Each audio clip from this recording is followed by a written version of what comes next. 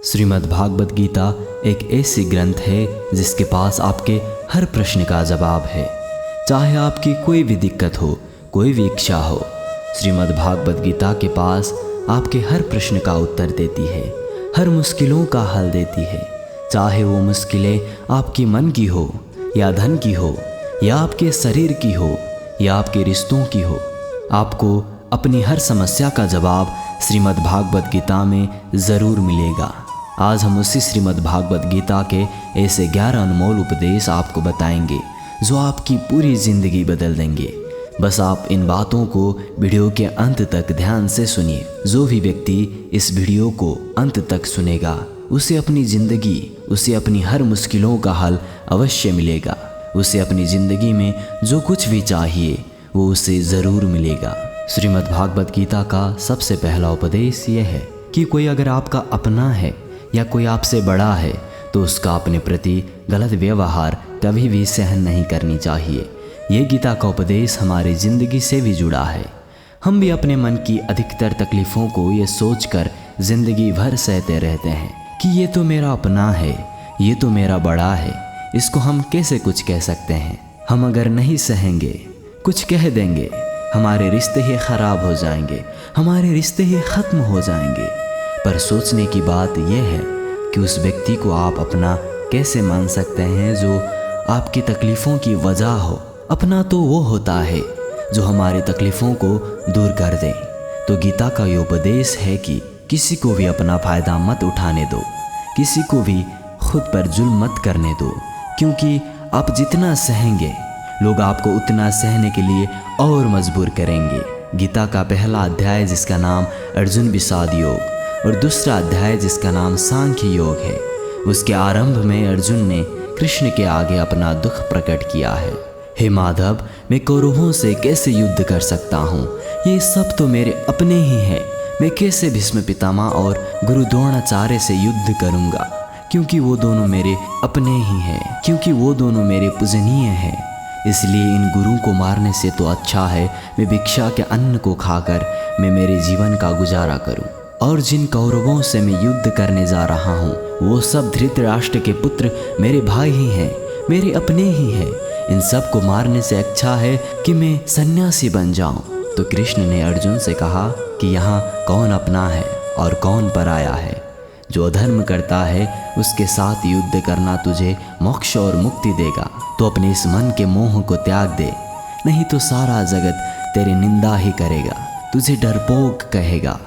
बात अपने पराया की नहीं है, बात धर्म और अधर्म की है, बात सही और गलत की है।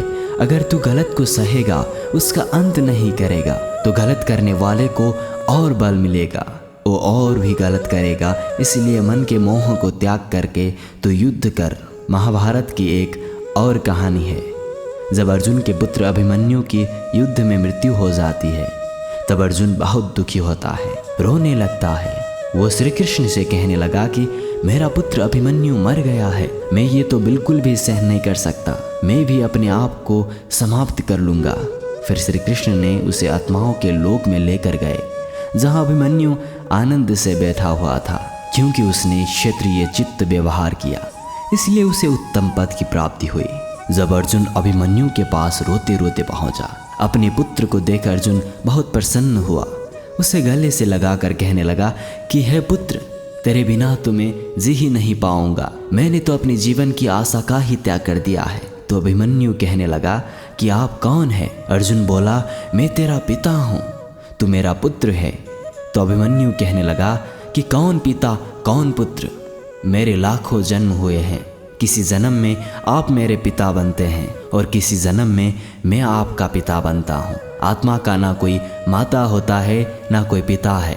जब अर्जुन ने देखा कि मेरा पुत्र मुझे पहचान भी नहीं रहा तो उसका सारा मोह खत्म हो गया। इसलिए गीता के इस उपदेश को ठीक से समझ लो कि यहाँ कोई अपना पराया नहीं है। जो बुरे वक्त में, तकलीफ के वक्त में हमारा साथ दे, सिर्फ वही हमारा अपना है, बाकी सब पराया है।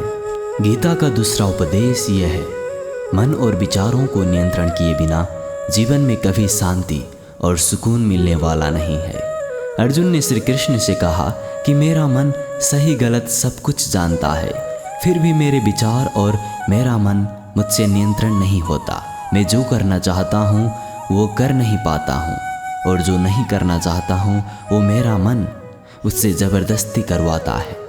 इसलिए मैं बेचैन हो गया हूँ, मुझे शांति प्राप्त नहीं हो रही। तो श्री कृष्ण ने अर्जुन से कहा, उसके लिए तुझे अपने मन और विचारों से अलग होकर अपने मन और विचारों को सही दिशा में ले जाने की अभ्यास करनी होगी। और ये एक दिन का काम नहीं है। जब तक तू अपने मन और विचारों की गुलामी का त्याग नहीं करता, तब तक तुझे जीवन में कभी शांति प्राप्त नहीं मिलेगी। एक राजा था, वो बहुत बेचैन और परेशान रहता था।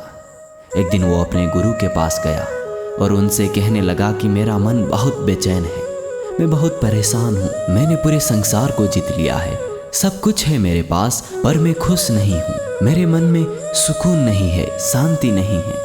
तो गुरुजी ने राजा से कहा कि तुम्हारे नगर में अगर कोई ऐसा व्यक्ति है जिसने सुकून को प्राप्त कर लिया है, शांति को प्राप्त कर लिया है, तुम उसका एक बार कुर्ता पहन लो तो तुम्हारे जीवन में भी शांति आ जाएगी। राजा बहुत प्रसन्न हो गया कि ये तो बहुत आसान काम है। वो अपने राजमहल में आया और राजसभा में वो सबसे कहने लगा कि आप लोगों में से जो भी शांत हो चुका हो, जिसे सुकून मिल गया हो, वो अपना कुर्ता मुझे दे दे। वो बदले में जितना भी धन मांगेगा मैं उसे दे दूंगा। सब लोग एक दूसरे का मुंह देखने लगे। पैसा का लालच आया, लेकिन सबको एक दूसरे की सच्चाई पता थी, क्योंकि किसी की जिंदगी में भी शांति और सुकून नहीं था। सब अपना सर झुकाकर वहां पर खड़े हो गए। फिर उस राजा ने पूरे नगर में ढिंढोरा पिटा दिया कि जिसे भी शांति प्राप्त हो चुकी हो, सुकून प्राप्त हो चुका हो, वो मेरे पास आकर अपना कुर्ता दे दे। वो जितना कहेगा उससे उतना ही धन दिया जाएगा। लेकिन एक भी व्यक्ति ऐसा नहीं मिला जिसे शांति प्राप्त हो चुकी हो। वास्तविकता में जब कोई मरता है तब हम कहते हैं कि वो फला व्यक्ति आज शांत हो गया। कभी किसी जिंदा इंसान के लिए नहीं सुना कि एक जीता जागता इंसान शांत हो गया है। राजा के सैनिक पूरे शहर में ढूंढते रहे, फिर उन्हें पेड़ के नीचे एक महात्मा तपस्या करता दिखा। उसके चेहरे पर एक शांति थी, सुकून था। वो सैनिक उस महात्मा के पास आकर पूछने लगे, क्या आपने शांति की प्राप्त कर ली है, सुकून प्राप्त कर लिया है? महात्मा ने कहा, मैं पूरी तरह से शांत हूँ। उन सैनिक उसे राजा के पास ले आए। राजा ने उस महात्मा से प्रश्न किया कि क्या आपको शांति और सुकून प्राप्त हो चुका है? वो महात्मा कहने लगा, महाराज मैं पूरी तरह से शांत हूँ, मुझे कोई चिंता नहीं, मुझे किसी चीज़ की लालच नहीं, मुझे कोई इच्छा नहीं है। तो राजा भी बहुत प्रसन्न हो गया कि आखिर वो व्यक्ति मिल ही गया जिसे शांति की प्राप्त हो चुकी है, जिसे सुकून प्राप्त हो चुका है। तो राजा उस महात्मा से कहने लगे, हे महात्मा, आप कृपया कर अपना कुर्ता मुझे दे दीजिए, बदले में आप जो मांगेंगे मैं आपको दे दूंगा। वो महात्मा कहने लगा कि महाराज, सुकून और शांति तो मुझे मिल चुकी है, लेकिन क्या करूं, मेरे पास कुर्ता ही नहीं है पहनने के लिए जो मैं आपको दे सकूं। जब राजा ने उस महात्मा की ये बात सुनी कि इस महात्मा के पास कुर्ता भी नहीं है पहनने के लिए, उसके बाद भी ये महात्मा एकदम शांत है, इसके जीवन में सुकून है। मैं सारी जिंदगी धन को जोड़ने में लगा रहा, दुनिया जीतने में लगा रहा, लेकिन मुझे शांति नहीं मिली, सुकून नहीं मिला, क्योंकि शांति और सुकून बाहर की चीज़ नहीं है, अपने भीतर की चीज़ है। इसीलिए जब कोई व्यक्ति अपने मन और विचारों को नियंत्रण नहीं करता, तब तक उसके जीवन में सुकून और शांति नहीं आती। और गीता का ये उपदेश हमें यही सिखाता है कि जीवन में शांति चाहिए तो मन को शांत करना सीखो। गीता का तीसरा उपदेश यह है कि वासना, क्रोध और लालच सर्वनाश का कारण है, नरक का द्वार है। जिस भी मनुष्य में ये 3 गुण होते हैं वो हमेशा दूसरों को दुख पहुंचाकर अपने ही खुश और स्वार्थ की पूर्ति करता रहता है।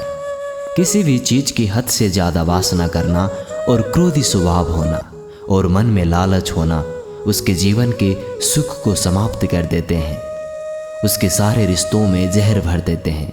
इन्हें नरक का द्वार इसलिए कहा गया है कि जिस इंसान में अत्याधिक क्रोध है, लालच है, वासना है उसका पूरा जीवन जहर से भर जाता है।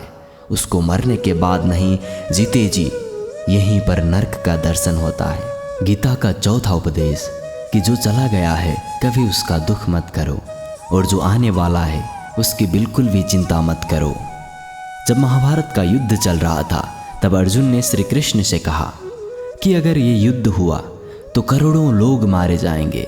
जो सैनिक और योद्धा इस युद्ध में मारे जाएंगे उनकी स्त्रियों का क्या होगा, समाज कैसे आगे बढ़ेगा।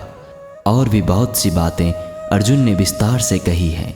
तो भगवान श्री कृष्ण ने कहा, असुश्च नन्वशोचस्तोम प्रज्ञावाधांश भाससे गताशुन अगताशुश्च नानुशोचन्ति पंडिताहम। श्री कृष्ण बोले, हे अर्जुन, तू बड़ी बड़ी ज्ञानी जैसी बातें करता है, लेकिन जो सच में ज्ञानी होता है वो जो लोग मर चुके हैं, जा चुके हैं या एक दिन जाने वाले हैं, उनकी चिंता नहीं करता है, उनका दुख नहीं करता है।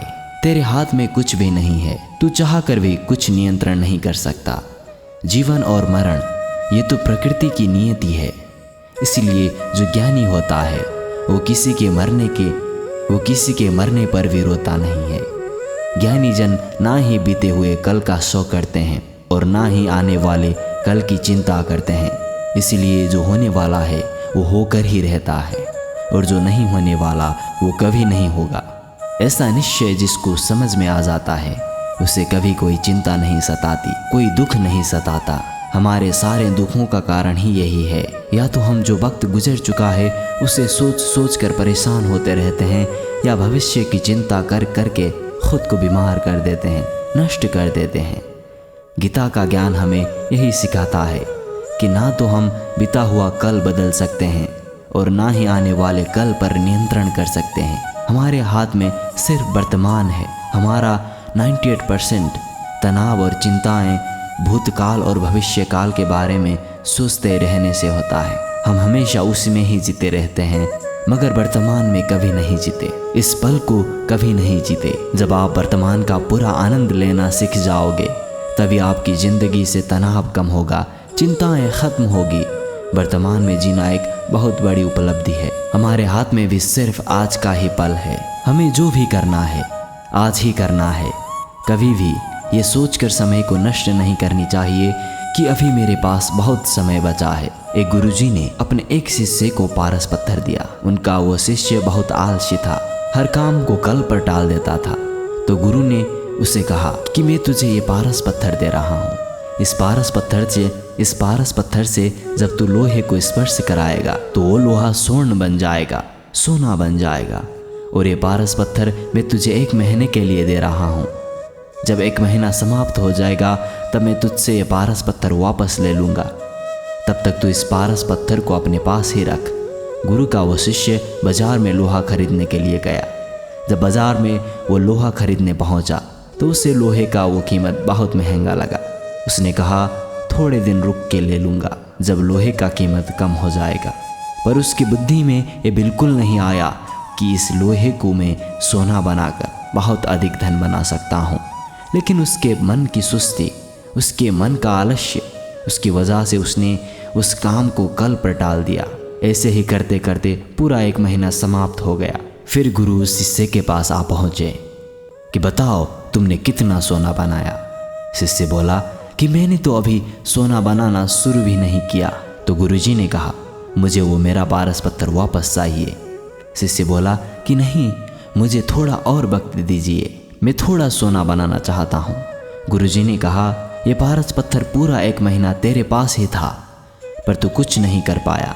लेकिन जब समय ख़त्म हो चुका है, ऐसे ही ये हमारा जीवन है, हमारी ज़िंदगी है, और ये समय ही पारस पत्थर है। हम समय के एक एक पल से अपने जीवन को सोना बना सकते हैं। लेकिन हमें यह लगता है कि हमारे पास बहुत समय बचा है, एक दिन ज़िंदगी में खुश हो जाएंगे, लेकिन वो दिन कभी नहीं आता और हम ज़िंदगी भर भागते रहते हैं, चिंता करते रहते हैं, दुखी होते रहते हैं। लेकिन ज़िंदगी को जीना, सुख रहना हम भूल जाते हैं। इसीलिए गीता का ज्ञान हमें यह सिखाता है कि आप आज में जीना सीखो, इस पल में जीना सीखो। गीता का 5वां उपदेश यह है कि मौत से डरना बिल्कुल व्यर्थ है। कृष्ण ने गीता में कहा है, यह संसार मृत्यु लोक है। जिसका भी जन्म हुआ है वो एक दिन जरूर मर जाएगा। जिसका आरंभ हुआ है उसका अंत अवश्य होगा। हम इसे रोक नहीं सकते।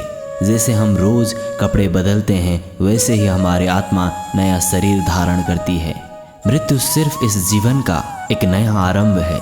इस जीवन का अंत नहीं है। आत्मा कभी नहीं मर सकती और ना ही उसे कोई मार सकता है। लेकिन मौत का डर मनुष्य को सबसे ज़्यादा लगा रहता है। मौत का दुख भी इंसान को सबसे ज़्यादा होता है। एक पेड़ में दो पंछियों का जोड़ा रहता था। उन दोनों को एक दूसरे से बहुत प्रेम था।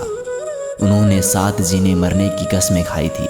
एक दिन वहाँ एक शिकारी आया और उसने एक तीर चलाकर वहाँ पेड़ पर बैठे मादा पंछी को मार दिया। तो वो अकेला नर पंछी रोने लगा कि मैं तुम्हारे बिना कैसे जी पाऊँगा। तुम्हारी जगह मेरी मृत्यु आ जाती, मेरा जीवन तुमको मिल जाता। वो रो रो के बहुत विलाप करने लगा। इतने में ही उस शिकारी ने दूसरा तीर चलाया और उस नरपंछी को भी मार दिया। वास्तविकता में ये कहानी हमारी ही है। हम भी रोते रहते हैं जब कोई मरता है तो, लेकिन हमें ये नहीं पता है कि एक ना एक दिन हमारा जीवन भी ख़त्म हो जाएगा। हम भी उसी मृत्यु के पेड़ पर ही बैठे हैं। लेकिन शरीर का मिटना हमारा अंत नहीं है। श्री कृष्ण ने अर्जुन से कहा है कि हे अर्जुन, तेरे और मेरे अनंत जन्म हुए हैं तो कुछ भी याद नहीं है, लेकिन मुझे सब याद है। जो व्यक्ति इस सत्य को समझ ले कि मैं यहाँ इस संसार में कुछ समय के लिए आया हूँ, उसकी जिंदगी के सारे झगड़े, सारे दुख, सारी चिंता ही समाप्त हो जाएगी। जब इस संसार से जाना ही है तो दुख किस बात का। पहले के ज़माने में साधु महात्मा लोग पैदल यात्रा करते थे। यात्रा करते करते वो एक नगर में पहुँचे। वो महात्मा बहुत थक चुके थे। उस नगर में उन्होंने एक महल देखा और उन्होंने उस महल में जाकर विश्राम करने का सोचा और वो महल में जाकर सो गए। जब उस महल में वहाँ का राजा पहुँचा तो अपने पलंग पर उस महात्मा को सोता देखकर बहुत हैरान हो गया।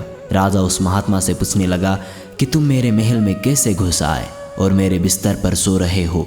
महात्मा कहने लगा, ये तुम्हारा महल है, मुझे तो लगा ये धर्मशाला है। तो राजा ने कहा, आपको मेरा महल धर्मशाला कैसे लगा। तो महात्मा ने राजा से प्रश्न किया कि तुमसे पहले इस महल में कौन रहता था। तो वो राजा बोला कि मुझसे पहले मेरा पिता यहाँ पर रहते थे और उससे पहले मेरे दादाजी यहाँ पर रहते थे। तो महात्मा ने फिर प्रश्न किया कि क्या तुम इस महल में हमेशा रहोगे या तुम्हारे बाद कोई और रहेगा। तो राजा कहने लगा कि मेरे बाद मेरा पुत्र महल में रहेगा। तो महात्मा राजा से कहने लगे कि जिस जगह पर रहने वाले बार बार बदल जाते हैं उसे घर कैसे कह सकते हो, वो तो धर्मशाला ही है। इसलिए तेरे महल को धर्मशाला समझकर मैं इसमें रात बिताने के लिए आ गया। मोह किसी से मत करो, सब स्वप्न का समान है। यदि हम भी इस बात को समझ ले कि हम यहाँ कुछ समय के लिए ही आए हैं, आनंद करने के लिए आए हैं, खुश रहने के लिए आए हैं, तो हमारे सारे दुख समाप्त हो जाएंगे। जब हम अपना मोह यहाँ जमा लेते हैं, अपना दावा यहाँ जमा लेते हैं कि ये मेरा है, इसे मैं छोड़ नहीं सकता, इसके बिना मैं जी नहीं सकता, तो हमारा जीवन दुखों से भर जाता है। इसलिए जीवन में मृत्यु का भय त्याग करके जीवन का प्रतिपल आनंद लेना चाहिए। गीता का छठा उपदेश यह है कि जो भी मनुष्य दुनिया के सारे सहारे छोड़कर सिर्फ भगवान को ही अपना सहारा मान लेता है, उसकी हर ज़रूरत वो ईश्वर ही पूरी करती है। उसकी हर प्रकार से रक्षा वो परमात्मा ही करता है। जो भी व्यक्ति मुझे ही अपना सहारा मांगता है उसका योग स्वयं मैं वहन करता हूँ। जो चीज़ नहीं मिली है उसकी प्राप्ति करना और जो चीज़ जीवन में मिली हुई है उसकी रक्षा करना, उसका नाम स्वयं है। श्री कृष्ण कहते हैं, जो मुझ पर निर्भर हो जाता है उनको जो चाहिए वो मैं ज़रूर देता हूँ और उनकी हर प्रकार से मैं रक्षा भी करता हूँ। गीता का सातवां उपदेश ये है कि संसार में हमारा कुछ भी नहीं है। गीता सार में अपने कई बार सुना होगा कि तुम्हारा क्या गया जो तुम रोते हो, तुम क्या लाए थे जो तुमने खो दिया, तुमने क्या इतना पैदा किया आज जो नष्ट हो गया, तुमने जो लिया यहीं से लिया, जो दिया यहीं पर दिया, जो आज तुम्हारा है कल किसी और का होगा, क्योंकि परिवर्तन इस संसार का नियम है। कल तक जिसके बिना आप जी नहीं सकते थे आज उनसे कोई रिश्ता नहीं है, बातचीत तक नहीं है।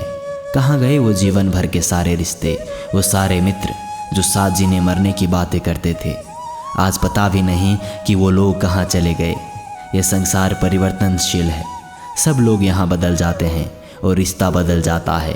और तो और ये हमारा शरीर भी हर दिन बदल रहा है, बचपन से जवानी, जवानी से बुढ़ापा, और एक दिन ये शरीर हमारा साथ छोड़ देता है। तो किसके लिए रोना और किसकी चिंता करना। हम सारी ज़िंदगी चीज़ों को, रिश्तों को, ज़िंदगी को बनाने में, सजाने में, संवारने में लगे रहते हैं, लेकिन एक दिन सब कुछ बिखर जाता है। सारी ज़िंदगी जिस संपत्ति, जिन रिश्तों के लिए हम लड़ते रहते हैं, एक दिन सब कुछ छोड़ के हमें इस दुनिया से जाना पड़ता है। गीता का 8वां उपदेश यह है, गीता का 8वां उपदेश यह है कि सब भगवान एक ही हैं, कोई छोटा बड़ा नहीं है। सब एक परब्रह्मा परमात्मा के अलग अलग रूप और नाम हैं। श्री कृष्ण ने गीता के 10वें अध्याय विभूति योग में बताया है कि जितने भी जगत के देवी देवता हैं वो सब मेरे ही विभूति हैं। मैं ही शिव हूँ, मैं ही इंद्र हूँ, मैं ही अक्षराज कुबेर भी हूँ, मैं ही अग्निदेव हूँ, देवता के गुरु बृहस्पति भी मैं ही हूँ, समुद्र भी मैं ही, अक्षरों में ओम भी मैं ही, काल का महाकाल भी मैं ही हूँ, सारे जगत का नाश, उत्पत्ति और पालन करने वाला भी मैं ही हूँ। श्री कृष्ण ने अर्जुन से कहा कि मेरे विभूतियों का कोई अंत नहीं है, इसलिए सब भगवान, सब नाम, सब देवता मेरे ही रूप हैं। इसलिए तो किसी भी देव या ईश्वर में कभी भेद बुद्धि मत करना, कभी किसी को छोटा बड़ा मत समझना। और गीता का उपदेश में ये सिखाता है कि कभी किसी दूसरे के इष्ट को छोटा नहीं समझना चाहिए, या इस बात पर झगड़े फसाद नहीं करनी चाहिए कि कौन बड़ा है और कौन छोटा है। गीता का 9वां उपदेश यह है, सुख की इच्छा ही आखिर में हमारे दुखों का कारण बनती है।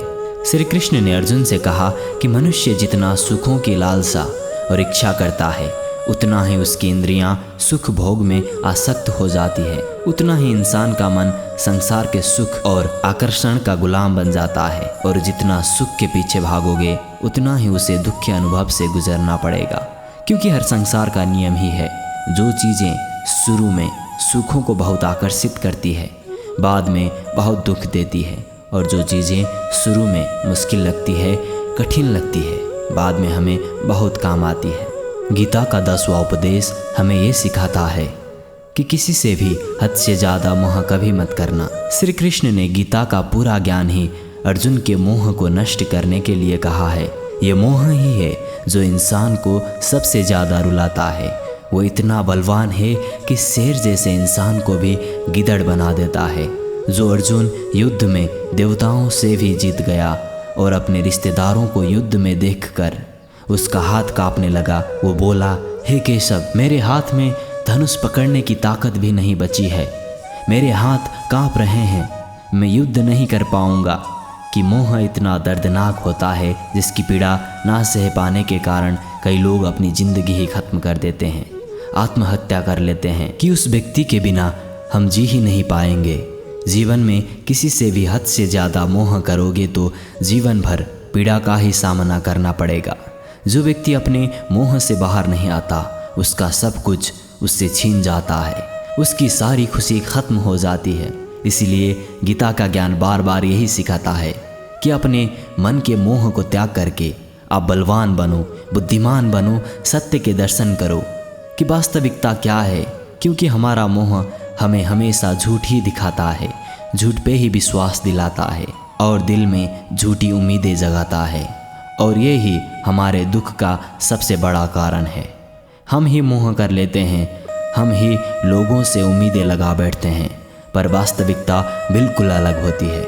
लोग वैसे नहीं होते जैसे हम मान लेते हैं, जैसा हम समझ लेते हैं, क्योंकि मोह के कारण हमें सच्चाई नहीं दिख पाती, लोगों का असली चेहरा नहीं दिख पाता। इसलिए गीता का उपदेश हमें ये सिखाता है कि जीवन में अगर आनंद और प्रसन्नता से रहना है तो किसी में भी हद से ज़्यादा मोह कभी मत करना।